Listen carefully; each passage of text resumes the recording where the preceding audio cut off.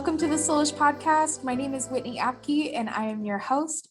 On the Soulish Podcast, we are exploring the soul in order to deeply connect with ourselves and with others. And I get to share my experiences and thoughts as well as bring on guests who are thought leaders and truth seekers.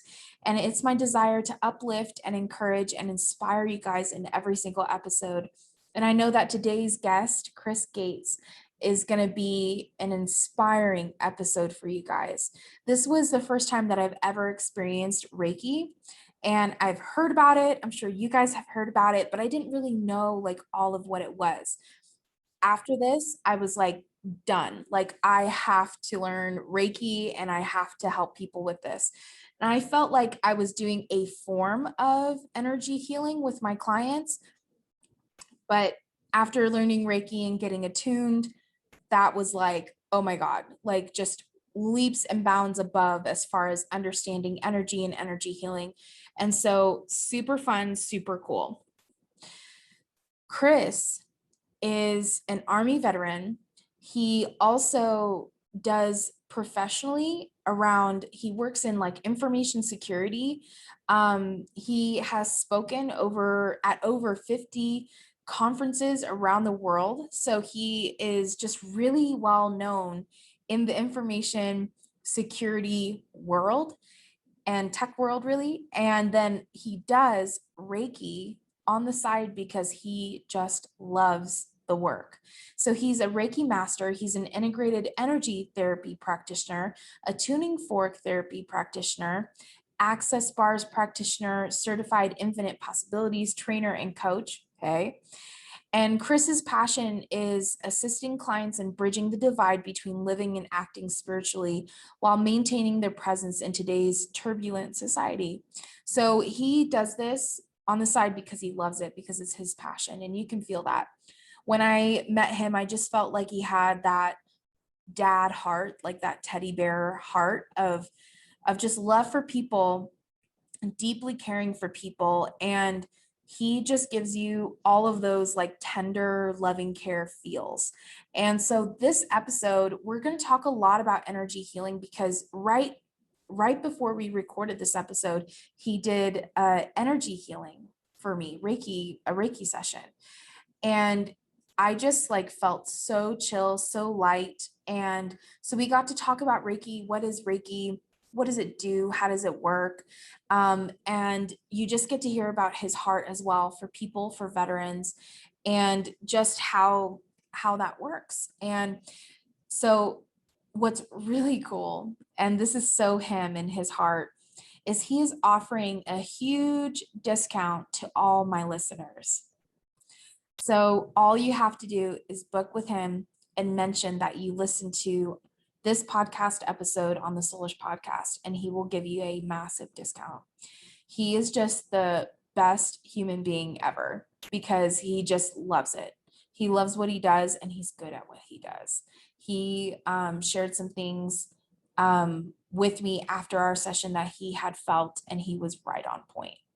So you can find him on Instagram at The Sky Beckons. And he also has a website, theskybeckons.com.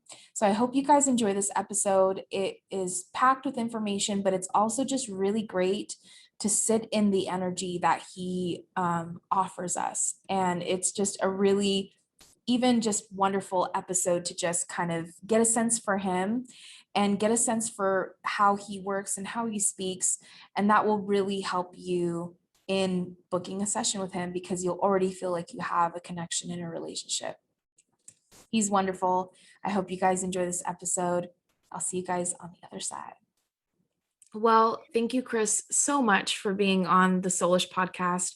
It is so cool to meet you again. And we just did a little quick Reiki session just so that I could understand how you work and just what Reiki is, because I've actually never experienced it. That was my first time experiencing it. And I really am impressed with just the level of connection that I felt, even though you are currently in Yeah, I'm in Northern Virginia, so we're probably a couple thousand miles apart. California. Yeah. So I totally felt the connection. So I think that's really cool. And that's really telling of just like how involved you are, how dedicated you are to the practice, and just like that, what you carry, within you, that gift. And to be able to connect with people like that is a real gift. And so thank you so much. You're welcome. Thank you for, I mean, what an honor to be someone's first time experiencing that Hey. and to be part of it. Yeah. Yeah, it's so cool. And I love that. Thank you so much for offering that service to me, because I think not only is it helpful for me, but it's helpful for people to understand what is Reiki. And like, because we hear it all the time and I see so many people offer that service, but what is it? What is Reiki? How would you define it? Sure. So it's defined by, kind of the founder of the movement, which is like universal life energy is what the term means. But in kind of a more, I guess, less esoteric, like woo-woo kind of thing, it's really, for me, everyone comes from source energy. Everyone has that connection. And really through life and the things that we're kind of bombarded with as children, most of us start to lose that connection. And a lot of people, and I think a lot of people would identify that with that feeling of loneliness, and that feeling that they don't have a connection, even if they have a house full of people or a house full of Mhm. roommates or whatever. Reiki is really about reestablishing that connection to source energy. And your Reiki practitioner would really serve as a permission slip to allow you to remake your connection that all humans have that we've just forgotten. Um, Mhm. so your practitioner is really, you may feel them laying hands and you feel the energy, and everyone's different. So I'm intermingling my energy and my style with really you just basically allowing that connection to go back up. Uh, Mhm. so yeah, that connection and that everyone is energy. That's like kind of a foundation of like normal spirituality and metaphysics. But I really feel that when you experience Reiki, it's a very nice, gentle introduction of like, you and I felt that connection over thousands of miles. That really is the key to all of the other psychic abilities and other things that work on this planet. How you can talk to people that have passed over, how you can talk to guides, how you can remote view, all of those things tie back to energy work and the fact that we're all energy and we're all connected. Mhm. Mhm. Thank you for explaining that. So I love your story because you're actually a veteran, and thank you so much for your service to our So, country, to our people. Um, but you are a Reiki practitioner and you are a medium as well, right? a little bit. I wouldn't say that I'm nearly as. So I listened to your podcast with Carlos. Not on the Carlos level, but who not many people are. But yeah, that is something that I've been guided to, and as my I'd say as my energy evolves and my what I want to do for humanity evolves, that intuitive piece has really been starting to open up because um, energy is one thing, but getting those messages and being able to relay those messages and then use the energy to heal those things is kind of like for me the next step. That's so cool. So what brought you from being a veteran, I'm sure, and also you work in tech, Yep. right? And so you're a part of the tech world, veteran, Reiki practitioner, mediums, like intuitive Yeah. healing. How did you get there? Sure. It's obviously a roundabout story, but everyone's story is long and weird and winding. Yeah. So Army Interesting. veteran. Yeah, Army veteran. Um, Computer science graduate. So I'm a West Point graduate. So I did, and I was prior service for that. So I spent time as an Army medic, and then West Point. Then I was a communications officer, so signal officer for the Army. Computer science. So that got me into the tech field. Um, how did I become a Reiki, a healer from that?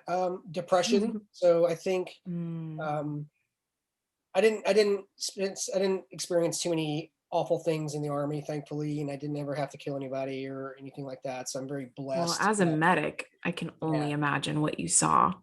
very blessed to not have to have done things. I have a lot of classmates that really have seen and undergone and experienced just some awful, awful things. But I did have a sense of really depression, top of the world, like from the tech side. I had an amazing job. My LinkedIn is amazing. People would kill to have my career. But I felt alone. I felt disconnected. I felt unfulfilled, and really just hit a breaking point. It's probably getting close to about 6 years ago now, and I didn't know what to do. I talked to the doctor about like going and getting on medication because that's what you do when you're depressed. Um, and I came across like a Dolores Cannon video. I think you're probably familiar with her. And it was talking about how sometimes if you're having issues in this current life, it could be past life related. And I hadn't been tuned into any of that stuff before, but said, okay, I ended up finding like a local hypnotherapist here and said, okay, came across $1,000 doing some tech stuff. I said, all right, I'm going to spend this money on hypnosis. If I don't feel any better, we're going to go get the pills and do what everybody else does. And my second session with her really unlocked I'd say source energy came in and just embraced me. And I really understood that I wasn't alone in this reality anymore. And that was, I would say, was like the turning point for me, for not feeling alone, and the turning point for the depression, and the turning point for the loneliness and everything else. Because I no longer felt like it was just me against everybody else, which had kind of happened with the military. And also with the Yeah. military, you're not allowed to show weakness. You know, men don't cry, men don't express emotion. So I had Yeah. pushed all that stuff down. My heart was closed, so closed. And so all of that second session really began the journey of opening my Wow. heart, being able to show, you know, the yin and yang and the male and female of being able to show emotion. And then one of the other sessions, I told myself that I needed to learn Reiki. And I was like, what is Reiki? I'd never heard of it. And the practitioner was like, oh, it's this energy thing. And she didn't actually do a really good job of explaining it. So I actually didn't think much about it after that. But a whole bunch of other events happened. And I found myself working with Uma, which I think Carlos also mentioned. And I ended up working on her mentorship. She offered me she does a mentorship every year. And that's really started experimenting all these different kinds of modalities, and part of that, she knows, like she suggested doing Reiki, and that's really Reiki 1 did the 45 days, Reiki 2, Reiki Master, and it really began that journey for me. But that's the very, very short version. Maybe Yeah. not. Maybe The condensed version. that's you know, we just shoved 6 minutes or 6 years into like 3 minutes, but that's the short version. Was really, in retrospect, it was my soul telling me that I wasn't doing my purpose. My purpose is to be a healer and a coach. And you know, you can take the Dharma quizzes and some other things, and you can have a million readings. And I get the same reading every time, was like, I'm a healer and a coach. And I wasn't doing that in my capacity. And I did that a bit in my tech capacity through my blog and Twitter. And that was really fulfilling. I receive a large sense of fulfillment on being able to take something that I know, share it with someone else, and then use it to improve their life. I don't know if all the hacking things necessarily improve someone's quality of life like metaphysics does, but I could see that's how I was addressing that core need at that level, and it kind of naturally progressed into what I do now, which is share the same topics or the same ideas, as breaking complex topics into more manageable pieces and sharing them with people so they can improve their experience on this planet. Because everybody needs it. Everyone does need it. Everyone needs it, especially in the tech world. I mean, I'm in the hub of tech, being in the San Francisco Bay Area. So I know how dry and thirsty. Yeah, so we could talk about that. So it's really interesting because that's I'd say like one of my core avatars is those tech people that have enough money that they should be happy. And in fact, they've now learned that money, you know, everyone says money doesn't buy happiness, but you really don't actually True believe that thing. until you have enough money to try to fill the holes in your body and your soul with things. And you do find that, and you know, if you're not living your soul's Yeah, purpose, you will be unfulfilled no matter how many zeros you have in your bank account. And so it's a I true really thing. like, yeah, I learned that as well. Like I was like, oh, when I make $100,000 a year, I'll be happy. No, I didn't. I felt the same, you know. And yeah, and as those values grow, you're like, oh, you if then the thing, right? Well, when I make this, that will be the thing where I make it happy. And I've hit all those numbers because I'm also a law of attraction person and coach there. And no, it's finding what your soul's purpose is, and and do that. And self-work as well, a lot of self-work, Yeah. a lot of looking in that mirror, a lot of shadow work, looking at your Dorian Gray painting and saying, okay, this is me. I actually love me. And that's a progress. That's a journey. That's a lifelong journey to look at that thing Hmm. and all the bad things you've done and say, you know what? I forgive you. It's okay. Let's work on those things. Big deal. It's a Yeah, big deal. it's a lot to do. It's not really a one and done kind of thing, but I No. really feel like that's every human's part of their journey is becoming okay with who they are and who they've been and the mistakes they've made, and then consciously choosing who you want to be going forward is really the work.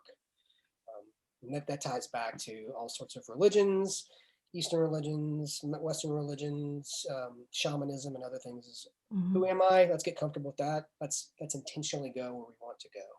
Yeah. Would you say that self-acceptance leads then to self-love, which then leads to an understanding and a connectedness between us and others and the world? Is that technically the pathway of I just mean, kind of how we get free? I say that's a path. I don't think there is one path. I think it's Mm, what calls to people in the moment. But I think that the first part of that, of like self acceptance, which turns into self love and self forgiveness, is crucial to that. And mhm, you're a coach, so I know and you probably work with your clients. That's it. You've got to start to become okay with who you are, and that's hard in this world today because we're constantly taught that who we are is not okay, and that's mhm. patently false. But if you are reinforced that from a child, it becomes very difficult to start to accept who you are. But that's part of the work. But Hmm. and And that's part of the energy work too, right? Because like when you were working on me, you got some insights that were spot on, with what I've just been trying to work through. And you can share about that. But is that self-acceptance, is that often maybe an initial block that you see in people when you're working with their energy of this person may not have full self-acceptance or self-love, and so that's contributing to a block, which there's blocks from life experience, there's blocks from you've inherited this, right? There's karmic like blocks from past lives. Like I know that there's a lot, so this is a very broad brush question, but yeah, yeah. do you feel like Um, that's a usual correlation with your work? yes, that is accurate. That is a usual correlation. I think most people, their chakras are either wide open and they're in overshare mode, or over sexual mode, or what, or over something, or close where it's the 180 of that, of like I have no love to give. I won't give any love because I refuse. Same thing for creativity. Same thing for safety. So yeah, and part of me as I've evolved as a healer is being able to intuit some of that. And for me, that kind of just feels like, I'd say sometimes it's a different color in the energy body. Sometimes it's just a Mm, feeling. So we're getting our different clairs involved. It's really different. Every session, every person is different, and how that person and I's energy connect is mhm, always different. But in general, I'll get an intuitive hit on, for in your case, since you said it was okay to share, it was kind of in the creativity area, and really feeling that on the left side, which corresponds for me to female energy. So, it was like I said, like either a block, or someone had told you that this is not something that, your type of person does, or our family doesn't do, or whatever. And that lingers because, we get told those things when we're children, where they're mhm, reinforced so many times that we begin to accept them as truths. mhm, Um, and that's not necessarily true. I think the other thing that I say could possibly be was you're getting a reoccurring urge to try something that you think maybe I shouldn't, or this is just too out there. But anytime your soul or your subconscious is bringing something up over and over again of like to try that, that's your higher self saying this is where I think we need to go next, because your higher self is up on the mountain. It can see the traffic jams, it can see all the things. And when it starts leading you in a direction repeatedly, that's your guides and higher self trying to say, well, you know what, there's a traffic jam. If you actually take this road that doesn't look like anything on the path that we think we want to go, this is actually the quickest way to where we're trying to get. And following your excitement and following those nudges starts to become key to all sorts of things in your life. That's not only law of attraction, but just getting the right things, the right circumstances in front of you, following the synchronicities, and allowing you to follow your excitement to get you where you want to go. That's so cool. Mm, Oh, I love can it. talk about that all. I can talk about that all day. Oh yeah. And I'm just like sitting here basking. That's my jam. That's my jam. What should I ask you next? And I'm just We like, talk a little more yes. about energy. Energy, and so we were saying Yeah. that what I love about Reiki and energy, because we were able to make this connection thousands of miles away. Science would say that that is not something that can happen, right? Mm-mm. And so via repeated experience, I've done hundreds of sessions. And I've probably had 100 sessions. I've given hundreds of sessions, probably over 500 sessions.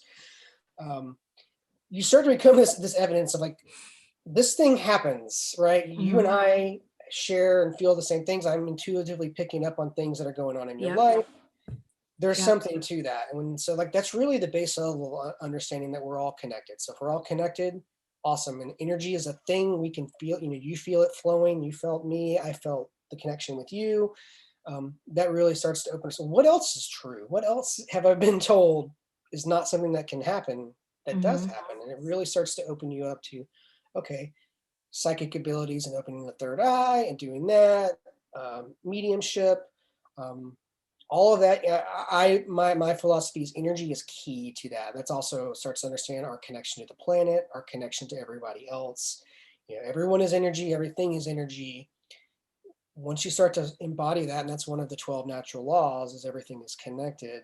Once you start to really embody that, lots of the door opens for lots of crazy fun things to really make this reality on an amusement park. Mm-hmm. Mm-hmm.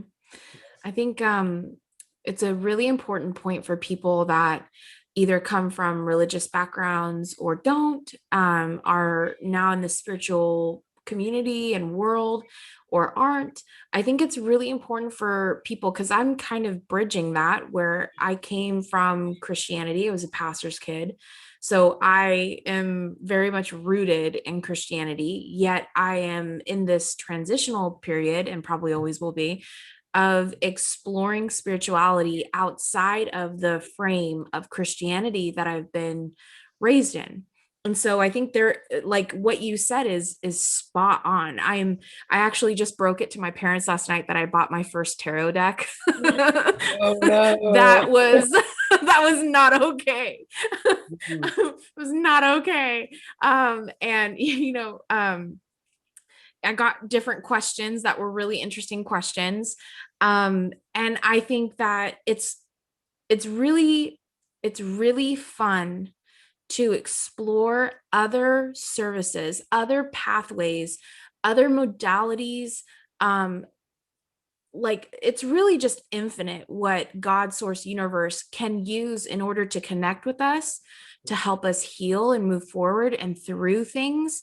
And it's just I think that's what I'm like, this is awesome, this is so cool, just to try different things. And do I need that in order to connect with God? Not necessarily. I could connect with God in any way I choose, right? And I can do that just within myself. But there is something to be said for the services like that you offer of Reiki energy healing, um, just all the different intuitive mediumship, psychic, ship, all of those services are so important for us to just open ourselves up to. And obviously you have to vet who you're opening yourself up to. I mean, that's important to have discernment and wisdom. But I think it is part of our journey is opening ourselves up to that type of healing and energy work because it really gives you a leg up. I think it helps you see things that maybe you didn't see on your own. Um, and like what you said with creative block, you are not the first person to say that. Even within the past week or month or year, like the past couple months through this year, you're not the first one to say that. That has been something that has been said over and over and over again. And I'm like, I know exactly what they're talking about. And Mhm. I'm still trying to work it out of like, how do I step into this? Because it's a bit nerve-wracking, to be honest. Yeah. I feel like I'm definitely putting myself out there in a way that I'm a little afraid of putting myself out there. So there's some fear. It's fear of being accepted and received. That's the ultimate fear that I'm like, will I though? Will I be received? Will this actually help the world? Should I be putting my energy in that? Because you just don't know, like, is it going to reap something? Because I want to see the impact. I don't care about like fame or necessarily like me, like what it does for me. I'm so careful with putting my energy into certain things that I'm wanting it to be the right place. But then I have that layer of like, but would I be received? Would I be accepted? Like, is that something that people want? And so there's like that in there too. So it's like, it's messy. There's a lot to unpack there. Ooh, um, Answer number one. I personally believe we're here to play and explore. So I actually Exactly. kind of disagree with people. Here to learn lessons. I'm not. Actually, souls are all knowing, right? Your soul knows everything. What you don't have is all the experiences. And the example I try to give to people of that is like, I can read 100 books on being an astronaut.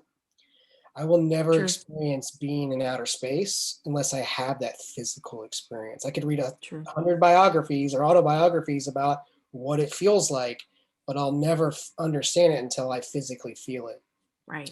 Um, so we're here to play and explore, obviously safe in a way that we don't hurt others, but in general, it's a play and explore kind of thing.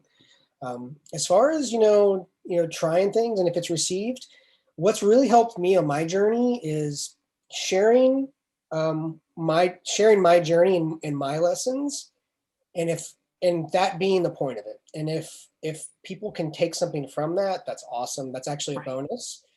Yeah. Um, if they don't, that's okay too. But that's another part of that self acceptance and self love piece that I'm still working on that too as I navigate how much of this metaphysics things do I share with my tech audience. Mm-hmm. Um, and what I found, I'll get a little vulnerable here. I was definitely afraid that sharing this part of my life with that other part of my life would get me shunned. And in fact, I've had quite the opposite.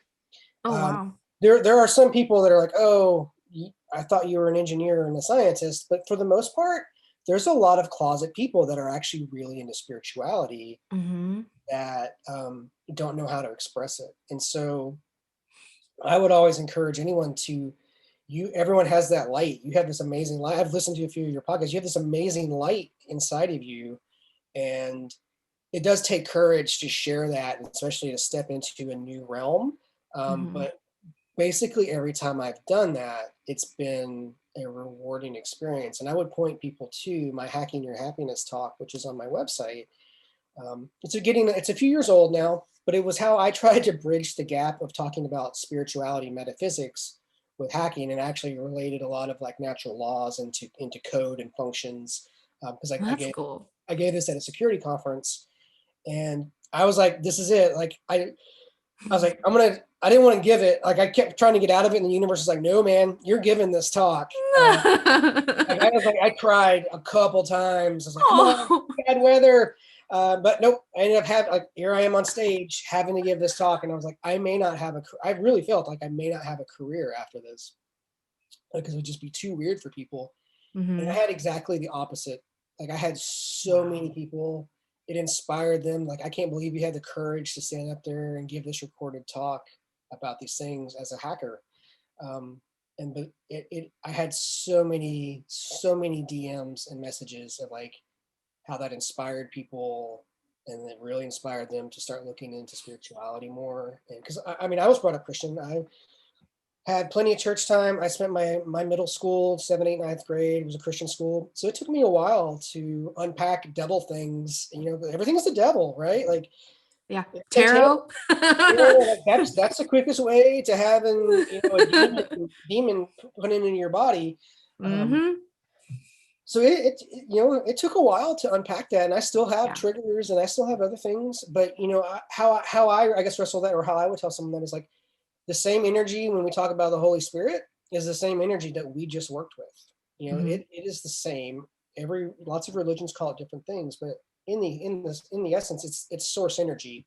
We're just working with that, and people should find the modality, the permission slip, the whatever they need that they are comfortable with at the time. But then feel free to try and explore other things, as we're here to explore. Like, Right. you take it till you get bored of it, or you can't take it any further, and then you say, okay, what else can I try? Let's try energy. Let's try tarot, right? Because tarot, pendulum work, that's all your higher self giving you the answer, Right. right? So It's just a tool. it's just a tool to allow you Yeah. to reconnect with what, in my opinion, is the same thing that everyone's trying to connect with, which is beautiful when you think about it. Mm-hmm. I don't think I realized that you grew up Christian, but we I don't think probably I talked told you. about that. We didn't talk about Um, it. we didn't. Okay. I was like, dang, we must have talked about this, but I just must have totally like left my brain. So what like denomination did you grow up? Because I was non-denominational, spirit-filled, charismatic Christian my whole life. So what kind of framework did you have or denomination that you were a part of? Mostly Baptist, but we Okay. also something that was occurring to me as I was kind of thinking about this podcast was I did do I don't know, it was called the Agape Church there, and that's where Yes. people would speak in tongues. Yes. And I was really thinking about how all these other things are bad, but this other thing where you're basically Should have allowing, bought a kind of Hyundai. right, when you get to the point where you can allow source to come through you and speak, that was okay. And I was really Mhm. thinking about that today of like, they're the same thing, like I'm allowing energy to flow through me, out my hands, into other people. It's the exact same Laying thing. on of hands and healing, Laying of hands same and thing. healing. It's that allowance and that connection that you make with source and the other person's allowance, right? um, Hmm. they lay when that preacher lays hands, that is the allowance that that person feels that that healer can channel Holy Spirit and into them. It's really no different, Hmm. I don't in think my it's any opinion. different. Yeah. Yep. I love that. I grew up very much like at 7, I sat on my mom's lap as she was praying in tongues. And I was like looking at her lips, like, you're not speaking English. What are you speaking? Like, what Mhm. is that? But I could tell, I could feel the energy. I was super attracted to it. So I'm like sitting on her lap and my face is literally in her face. Like, what is it that you're doing right now? She's like, oh, this is my prayer language. This is the language of the spirit and angels, and this is it's my secret prayer language to God. Like only I have this language. And so I was like, well, I want it. I want the Yeah, same I thing. Can want some of I that. have it? I want to I talk want and know that. God is listening. And so Mhm. I asked for it. Boom. My mom prayed over me. Boom. I was shut about a hunter. I was That's doing that my amazing. whole life since I was 7. So I've always just been attracted to whatever that is, whatever that light, that love, that energy of Holy Spirit, God, universe, that presence. And that's what has always drawn me to like worship and leading worship. I did that for most of my life. And I've always just that presence of God, that literally feeling like we call it the glory. Mhm. um Feeling that presence, though, there's so like when the atmosphere is charged in that way, there really is nothing that compares to that feeling, that experience of that presence of the universe, and what in Christianity we call the glory of God. And it's funny because as I've been stepping kind of outside of the framework of Christianity and religion and just kind of broadening my perspective, I'm seeing that even though in the spiritual community we're pursuing that same thing, I am still seeing a lack of that energetic charge. As far as with energy work, with modalities, I see that there is still a lack of experiencing the fullness of that that same thing that I have grown up with and am Mhm. very accustomed to. I'm not seeing that as much in the spiritual community. And I think that that's maybe perhaps something that is coming, right? It's like a next leveling up, because it's been a different pathway to basically the same thing, right? Which is God. And I just wondered, in your energy work, um, is that something that you hunger for as well, since you've experienced it? Is that something that you feel like that's part of your healing, is to bring that level of energy? Oh, so that's a good question. I would say if you do like group meditation events or group mediumship events, you can Yeah. start to actually, probably not as the level of a couple hundred people church or 1,000 people church, Yeah. um, but you can definitely feel the energy in like a group meditation event or a group. A great example of that is like if you take a mediumship course and there's a bunch of people in a room together, you amplify the energy, Mm, and it's a very similar to what you're talking about with the glory and everyone feeling it.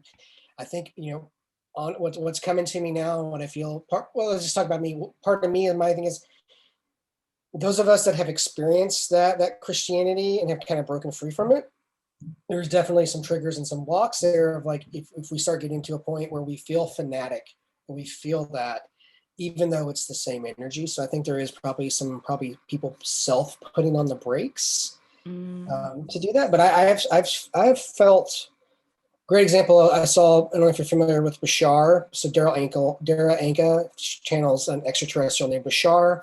Um, I went to one of those events and it was palpable, the energy in the room, because wow. everyone was there for the same purpose, much like you were talking about with that church. Everyone there was the same purpose, kind of single focused, positive energy. As being energy sensitive, I was like immediately lightheaded when I walked into the room, and there was hundreds of people there for the So event. maybe I'm just coming from a mindset or perspective of like COVID, as I've like kind of like Mm, peeked my head into this. It was really around COVID. So I haven't experienced yet like that collective energy I think in a non-Christian I, sense. I think yeah, I think as COVID lifts and we can actually start getting together more, like if you've been to like an EDM show, like go see Yeah. Marshmallow or go see some, like when you're at a positive music event, I think you can feel a bit of that too, especially if like, it may sound like I love dance music. I don't actually dance, but I really love dance music, and we'll go to shows, and you can feel the family vibe and the Yeah. positivity that comes from that music and the tempo of the music. It starts to build in the same way that collective events and people's energy, because when you're with someone in person, your energy is commingling, right? Mhm. Like we're commingling over Zoom, but it's really more so when you're in person. Like our hearts are connecting and the rest of our chakras are connecting, and when you start to do that with thousands of people, and it's a positive environment, right? Because Right. everything, energy has vibrational frequencies, so the higher the vibration, the more that pumps. And I think people that have been to raves and other things, like you can feel that, like you feel the energy. It's really, it's in a similar vein to what you're looking for. Okay. I will wait. Yeah. But So yeah, I Coachella, here know you that that's come. something oh, sorry. So Coachella, here you come, right? Yeah, Like, yeah. I don't know how positive that is, but it might be. I mean, like we could. The idea is like finding the right group of people, whether that be a spiritualist church, a meditation group, whatever channeling group, whatever you're being called to explore.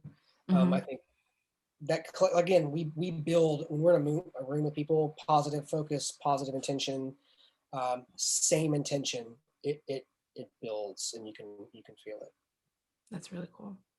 So you work a lot with veterans, or have in the past. Um, I know that just from what military, all our branches of the military experience, um, even just being a medic. I mean, that also is very intense, can be very traumatic, very difficult to reconcile with, of either someone you lost, that you were trying to save as a medic from an injury, and they get they end up not staying alive, not recovering. I know that that can be very difficult. So is that how you started with Reiki, is kind of targeting the veteran community because you knew just from your own personal experience the need that was there? And did you feel like you saw a lot of healing and progress? I would say, so I haven't spent a ton of time with veterans. Some. I spent a lot of time working on people in hospice. So I spent a lot of hours. And I think that was just part of my journey because I needed to get more comfortable with death and that Mhm. process. Because generally, by the time someone gets in hospice and they are asking you as a Reiki volunteer to work on them, there's not really any Yeah. expectation that they're going to improve. So I spent a lot of time working on people in hospice, and I think that was just part of my journey, which is to get me comfortable um, Mm. with death. But also, I spent a lot of time watching mediums, which got me comfortable with the idea that we are eternal beings. We have Mhm. an indestructible core.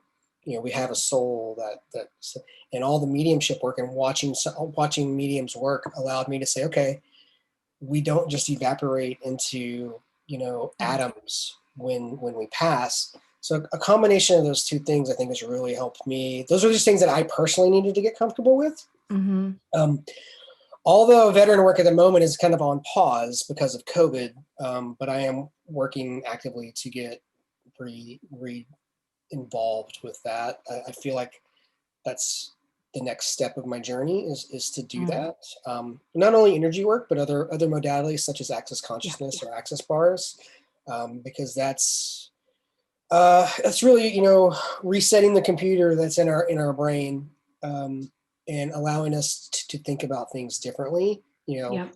and clear. So all modalities build. I also do integrated energy therapy, which is working with angels.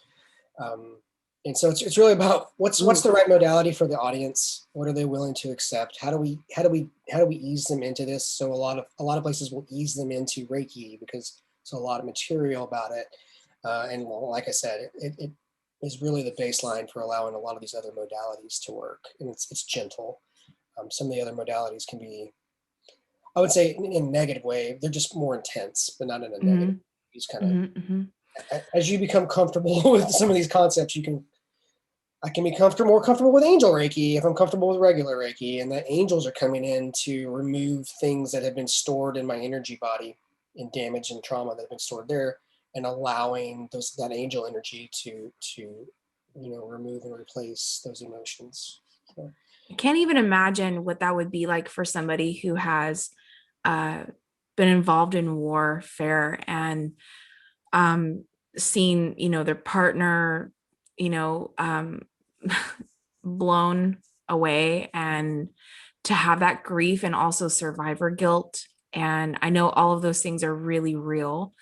yeah. Um, I can't imagine, a veteran that has struggled with things like that, um, like literally having a meeting, with that person via a medium and getting to connect with their partner, and hear from the other side that they're doing okay, and that they didn't endure suffering. I don't know what you believe as far as, did their spirit leave their body, their soul leave their body before, like Mm. right before that event, so that they didn't suffer? Is that how that happens? Or I don't know, but I've read a lot of books on the topic, and I don't think people suffered too terribly much in the body unless they wanted to, as an experience. ah, So it's really, okay. if you look into Michael Newton's work on life between lives. So a lot of people, if they're starting with hypnosis, will start with Brian Weiss, who wrote Many Lives, Many Masters, which is kind of past life regressions. And then Michael Yes. Newton has all this work on like what happens between lives, and they call it life between lives. And you can actually do hypnosis sessions where you get to see like what were your options, and you start to understand why I picked Chris Gates and the parents I picked and my body type and the large milestones of my life I knew were coming. And so when you have one of those hypnosis sessions and you start to understand that I chose all of these things, it helps with the self-love. It also helps with the victimization that I think some Ah. people feel, the why me. Well, It's not Mm-hmm. why me. You picked these kind of significant Yeah. things that happened to you because you wanted to experience them, which can be hard to accept because there's some people who have Yeah. experienced some pretty awful things. Yeah. Um, for me, I haven't experienced nearly some awful things that other people have experienced, but just say like, let's do a tame example of like a partner cheating on you. Um, I saw in past lives that person doing that drove me to suicide in past lives because I was so Wow. hurt. And then what the awareness that I was shown was like that event happening to me as Chris Gates was to show that I can live through it. And then a lot of things that in the scenario that people do want to experience would cause them to just give up, to show that actually it's a choice and that you can actually live through it and heal. And then Mm-hmm. how do you self-heal? Then how do you start teaching other people how to heal? So that's a pretty tame example, but um, there's as you read the book, there's a lot of ideas of the soul contracts and people agreeing to do pretty awful things to like really awful things to each other so they can have the soul experience. Again, your soul wants to experience every aspect. Source wants to experience literally every aspect of every situation. And, there will never be a different, unique conversation. There are other us's having this conversation, but the conversation has gone wildly different, right? Right. So we are unique in that we are experiencing our interaction in our lives right now in the specific way that we are. But there's a million other combinations of that. That's so So cool.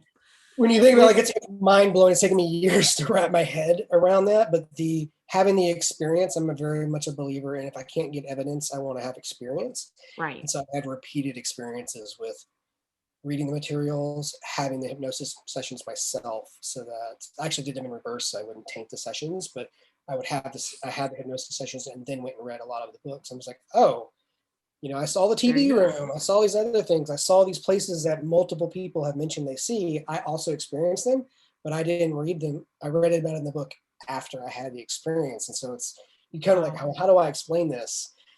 So you have to just start accepting the evidence and deciding what you want to do with it. That's so cool. Um, I It's a wanted lot. to ask you, it's That's my so hacker good. stuff Like, jumping in of like, I love understanding how things work, taking them yeah. apart, making them do things they weren't supposed to do, like, which makes metaphysics. I can't believe like every Fun. hacker is not into metaphysics because that's exactly what we do with computers. I just Oh, get to do, wow. I just get to do it with reality. Hmm. And that's That's how so I, cool. Because then yeah. you get the mechanics of it, Yep. of how it works.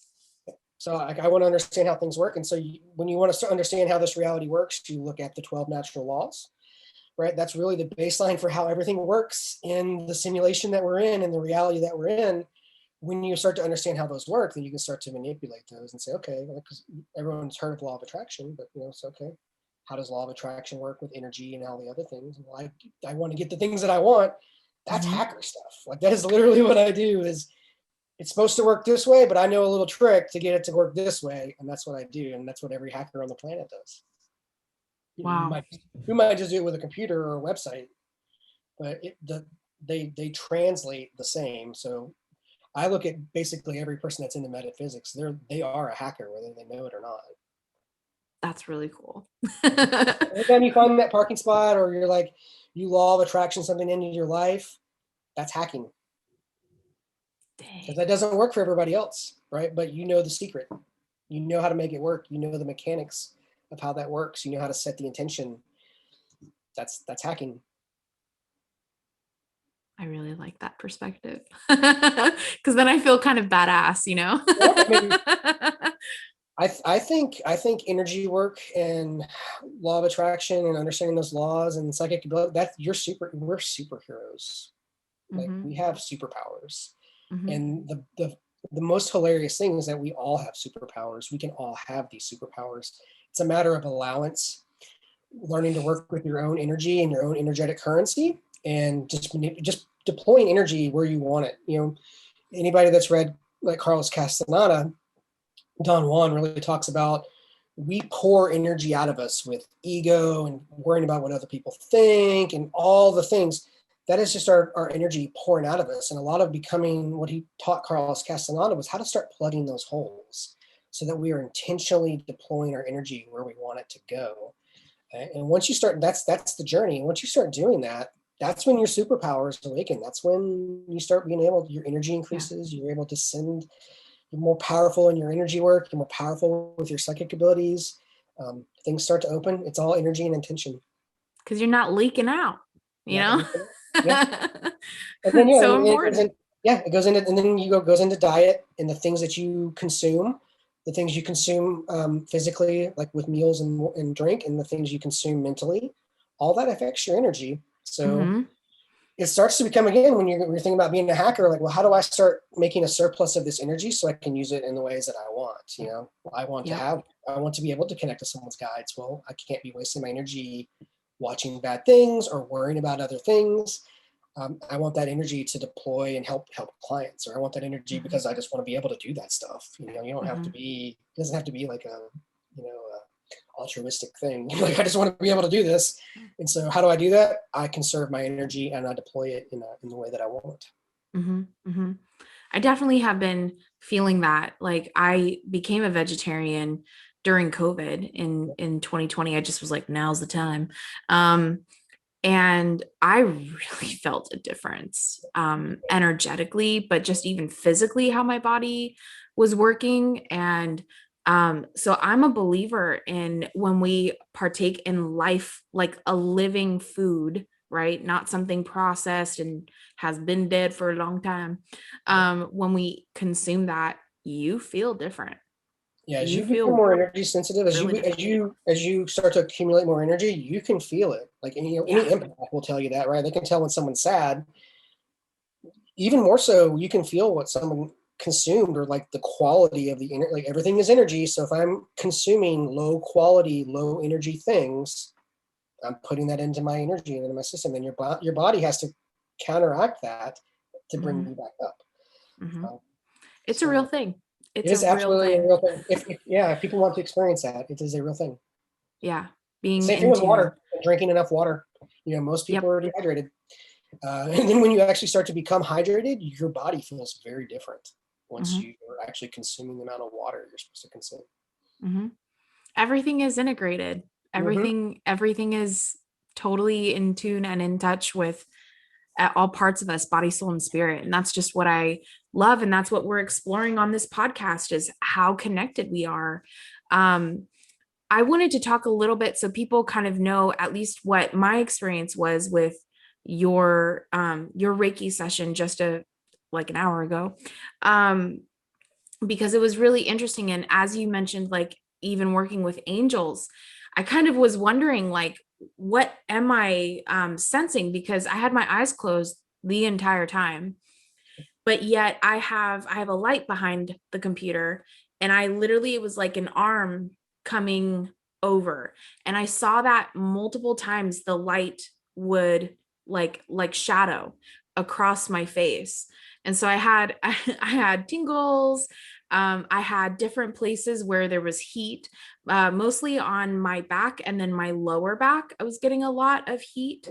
um, and um, and so it was just a really interesting experience, and I was just kind of tuning into all of that, um, and just feeling like this is super cool that, like, this is happening from across the country, and yet I'm super in tune with whatever he's doing. I have no idea, but I would even feel energy flow up, kind of, it felt like a wave, like I would get waves of energy flowing up and through and out. So what was that like for you? Like, was that what you were doing? Were you, I don't know if you were doing things. So I don't know about the like arm in front of the ring light, but part of my technique is really sending like a spiral of energy from your feet through your head. So if you felt that, that was definitely part of the session. I do call in. I work with Archangel Michael a lot, Shamuel. So angels show up. I ask all your guides and helpers to come in. I also work with galactics and dragons. So like, you could feel any Dragons. dragons. Yeah, there are. That's so cool. What do Yeah. dragons do? I have no idea. Oh, so there's a modality of Arcturian Reiki. So, you know, the Yes. Arcturian star system. that modality is working with 4 different dragons that correspond to the elements of the earth. So earth, air, fire, wind, earth, air, water. So, and then I call them in as well. So the good thing is you become a practitioner and you learn all these different modalities. Is I mix a lot of modalities. So I don't just do Usui Reiki on you. I bring in, there's some IET pieces, there's Arcturian Reiki, there's working with angels. I also, like I said, I work with the galactic, so there'll be light language and channeling things from outer space, if you will. All of Yeah, that is something was part of in the front of process. me. I don't know Yeah. what it was, but it kept moving. It was just like moving things. So maybe it was moving blocks in front of me. That's great. I mean, I'm feeling it was like more of one of your guides. They're kind of clearing Mm, things. I find that like people's first sessions, like there's a lot to unpack. So like and everyone has helpers, and they, trust me, they are so happy when people start allowing energy work or start allowing yes. the clearings to happen. They are overjoyed. So They're like, finally.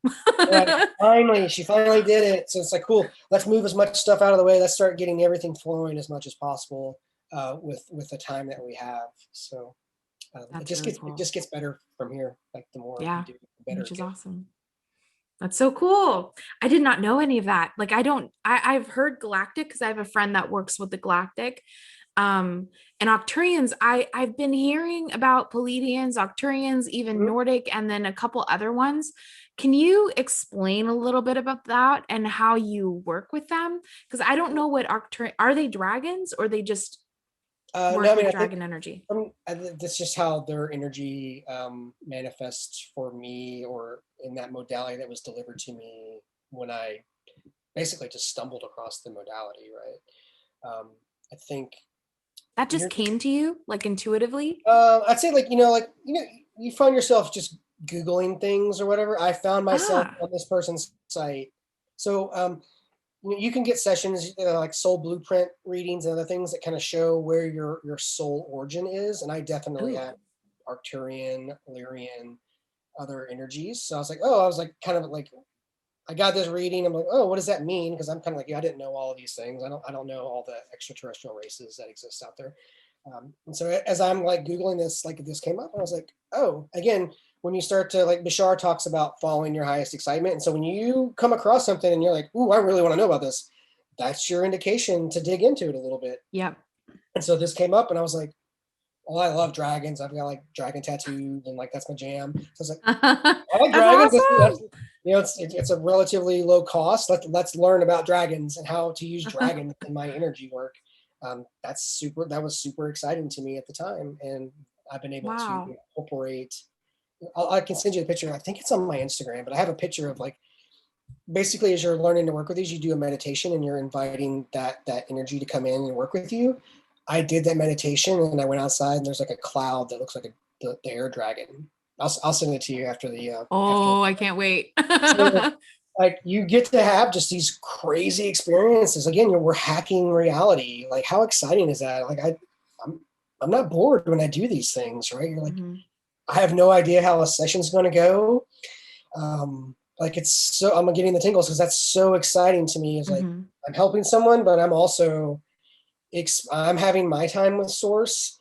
No session is the same. They're always different. Different people's guides come in, different energies come in.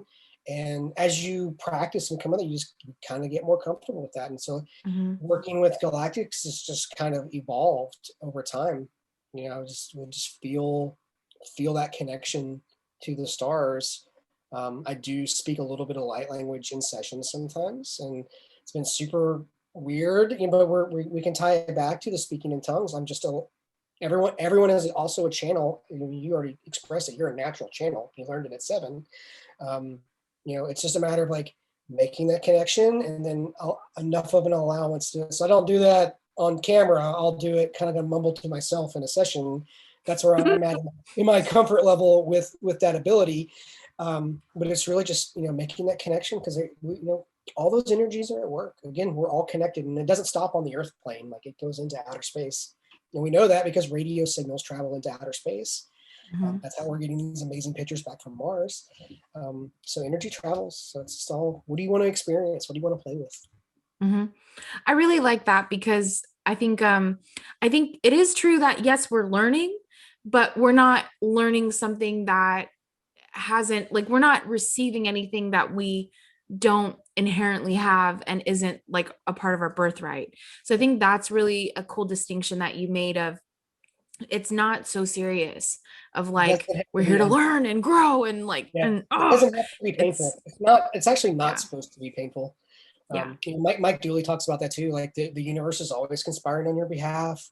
Um, you're here to be fulfilled. Like yeah, there's going to be some challenges right along the right way. But if everything yeah was like someone handing you grapes every day, that would get boring pretty quickly. hmm Same thing for like people like I wish I could they could instantly manifest. I'm like I'm very glad I don't instantly manifest things because I'm not always in control of my thoughts or my energy. If I was manifesting all the bad things that popped to mind immediately, yeah that'd thank be god awful. Right? That would be awful. My house would get torn. A tornado would come through my house, once a yeah month or a week. So you don't want to. So, but how exciting is it that you have to like focus on the things that you want to do through visualization and focused thought you have to to have manifest the intention things to manifest the things that you want. And then you start to understand, like Dr. Joe Dispenza talks about all the mechanics of that. So anyone who wants to know how that works, of like brain sends the signal out to the field, the heart brings that in, and then you eventually manifest that when you send and receive the same signal long enough, you get the things that you want, both positive and negative. Um, Again, that's all hacker stuff. Understanding the mechanics of how all that works and how to use it to get the things that you want. We hmm subconsciously and unconsciously do these things, but then you start to say, okay, well, I want this thing to show up in my driveway, or I want this experience to show up in my life. I want a partner, or I want a friend that I have this kind of relationship with, and you manifest it instead of those things hmm happening, unintentionally. Super which is exciting. thank Super god exciting. Yeah. I wanted to ask you so like you intuitively heard exactly you were on point. I was like check check check check check. Yeah. You intuitively heard like the things that were going on with the energy work that you did with me. Were you able to unblock those things or help move energy around? Like am I Mm. just like until I wake up to the creative block and move past it, that's when I'll move past it? Or when you actually do your energy work, do you get to help me unblock that? Is like that part of the Reiki? Yeah, part of that is every client is different. In this case, like I sent, when I noticed the issue and intuitively felt the issue, spent a couple, probably, because we were on a shortened timeline, spent like 2 cycles in that area. The idea is like we're getting things unstuck. And then through our after chat and this chat, we're addressing it at the energetic level, and now we're also addressing it at the conscious level because we're talking through the issue. So a lot of times the combination of those two things gets things unstuck. But it does start to become then your responsibility to actually, Mm-hmm. okay, you're getting some nudging. You kind of got to decide, am I going to actually dip my toe in that thing that I'm getting nudged on, or am I not? So a lot of this is like, let's bring it up to you. It's now in your conscious. It's not in your subconscious or in your energetic layer. It's in your conscious. And now we've moved something that was maybe subtly in your body to a decision you get to make. That's kind of where that goes. I have energetically felt people clear things. Um, Mm-hmm. Sometimes it's the first session, sometimes it's later. It's all what you're ready to. I wouldn't say in this case I didn't feel like this is a block. This is just something that or a trauma or anything. It's not something that needs to Like a be. hindrance, Yeah, it's like not something holding that me needs to back. be like released or healed. It's a you have a flow that you are intentionally slowing down or whatever. Now that it's to your conscious, you can decide what to do with it. And Mm-hmm. your energy healer is going to help you with that. Again, Mm-hmm. doing the energy work can now, if you go in with the intention of like, okay, I need some more clarity on what I should do, then during the course of that, you're now allowing that information to kind of come in psychically or telepathically or whatever clair you use to kind of give you some intuition to how to address it. That's really cool. Did that answer that enough? Yeah, Um, totally. okay. Yeah, I mean, everyone's different, but the idea is like, yeah, sometimes we get things unstuck. A great example is a lot of people have really closed hearts. I've not had anyone like open their heart on the first session. It's an iterative thing of like, let's just keep sending energy to that. But then we also need to work on that with our interactions with people. We gotta intentionally let people in. I can send energy to your heart all day long, but if you in your conscious mind are not Really? allowing anybody to come in, it's not there. Like, so I wouldn't say, it's a cooperation between yourself and myself. I'm bringing things up. In the end, it's you. And in the end, the person needs to decide what to do. With Yeah, intentionality is key to everything. so true. Did you feel like you work with the chakras, the energy centers as well? Were there any particular chakras that you felt were blocked or stuck or not flowing the way that they should flow? No, I mean, so your creativity is in your sacral. So obviously it was in the sacral area. No, I feel you're like crown and third eye very active. So like I can feel that you're doing the work, and that is going to become more and more part of your life. Not that is kind of unsurprising given your podcast and the things that you do. But no, nothing else. I would say like the more sessions I have with people, the more in Yeah. tune with them that I get, because our bodies are kind of getting to know each other, and you're like, especially it's your first one, you're like, what is this? Like I was very guarded on my first Reiki session. I'm like, who's touching me? Or like, what is this? This is weird. I don't like to be touched. So like this person's putting hands on me and it's weird. So it becomes a familiarity. Myself and the client, we become close enough that we can actually talk about vulnerabilities and the things that are coming up. And, that can translate into coaching as well, right? Like if you need someone to hold you accountable, and if you need someone to hold that person accountable for the things they say they want to do, that's what a coach does. It's like, I want to do this. Okay, let's make a plan. I'm going to check in with you and make sure you're executing on your plan. So it kind of ties into that. Not that every person needs to coach with me. Like we can talk through things, and I can certainly give um, my into anything that comes to me on like next steps. And basically every client has my cell phone number. They can text me whenever they need if they have questions. That's really cool. I love the work you do. And I really love your heart, because not everybody has a love for people and has that big heart to like help people through things. Not everybody has that. So I think it's really cool that that's where you come from. And it is so evident in just our conversations, and the energy that I was feeling in the session was really evident to a testament of your heart, your intentions for people. You're not doing this for any other reason than just being a part of someone's healing and journey and growth. And I can feel that. Thank you. No, that's what. So you nailed that. Yeah, I mean, this is I do this because I love this, and this is my calling. And if I can assist someone on their journey and give them that light bulb moment, or that understanding that things don't have to be awful, they can actually be awesome. And I had decades of where I felt I was unhappy and feeling awful, and I don't feel awful anymore because I've done the work, and I've had the work, and I do the work every day. And I just understand that, feeling awful is a choice, and I don't want to feel that way. And I want to teach other people that they don't have to feel awful. Yeah. It's supposed to be a Oh, miserable experience. This is supposed to yeah. be an exciting and fun experience. We're in a giant Disneyland, and the sky's the limit of the things that you can accomplish and do and experiences you can have. And it's really just awakening people to that. No one ever taught me that though. Like that's what I'm trying to teach my kids at their age, and teach every client, every person that was willing to listen is able to hear. You don't have to feel bad. You can feel good. We're not here to feel bad. We're here to feel good and enjoy. I love that. Ooh, that's a good ending. That's a good ending to a good conversation, Chris. Resource. That's awesome. Cool. This was so cool. I think I wanted one last question, and I think this has to do, maybe this is just from the things that I've been hearing, but as far as like negative energy goes, what protections do you place on your clients or on yourself? Is there any, like, do you, like, I hear a lot, like covering yourself in white, light, white energy? Is there something that we should be doing every day to protect ourselves from any negative energy that would want to distort or influence us in a certain way, cause suffering? Sure.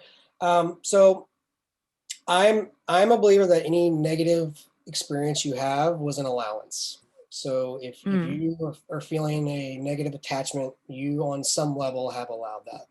But I love permission slips. So you've just talked about the probably the best permission slip that people have, which is just spending a minute or two imagining that that's protective white light coming down, enveloping them, not allowing anything they don't want into their field.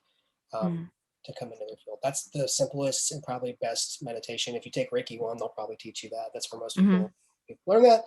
Um, and understanding that it's an allowance of those things. And then um, in relation to that is setting boundaries, both energetic boundaries and then personal, as a coach, this personal boundaries. So they work in a similar way of like, I'm not going to allow someone to treat me this way or talk to me this way or put me in that position. You can set the same thing energetically, which is I don't want any of these attachments to show up and be in my field. It's the same thing. And then from a nighttime perspective, if people are feeling they need some other tools, my personal one that's been shown to me is like kind of taking like a lint roller, and as we interact with people, we have that energetic tie. Like you and I will have right. this energetic tie for the day, and then at the end of the day, I'll just take this lint roller and just gently cool, let's disconnect this energy that I've had with my interactions with people through the day. Again, we're clearing that out. Just roll out, just disconnect those, and you can just lay there and visualize whatever ones you have. Let's just undo them. Anything that's stuck, we'll wash it away, and we're clear before bed. That's super cool. Ooh, we have a new routine. It's like taking an energetic shower. I mean, you can also do that in the shower as Yeah. well. In the That's mornings, where I like do a lot of my energy clearing is in the yeah, shower. yeah, especially if people take showers at night. Cool. As part of your shower, I'm washing away all of those connections. You've got the healing water or whatever kind of like ritual people want to have. Like they can have their special soap. Whatever they want to do to like make them think about it. Again, it all goes back to intention. And if you Mhm. use a tool to remind you of your intention, you can say like I have sage soap or whatever, and the sage soap Ooh. is undoing everything that I want to get rid of, right? And you wash all it down, all goes down your feet, down the drain, bye, out of my house. Same thing, you can do the same thing for your house.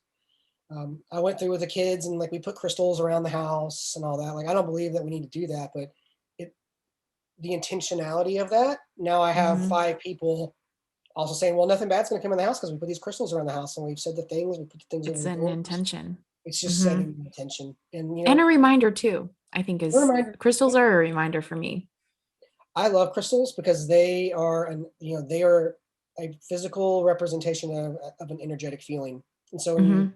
like I've got my pocket rock, I always have my pocket rock in my pocket, and then that I feel it every time I go for my wallet. I'm like, oh yeah, and it sends that intention of what I represent that crystal to be through my being and out. So whether that's same thing for people that wear bracelets, I usually have like a bunch of bracelets on.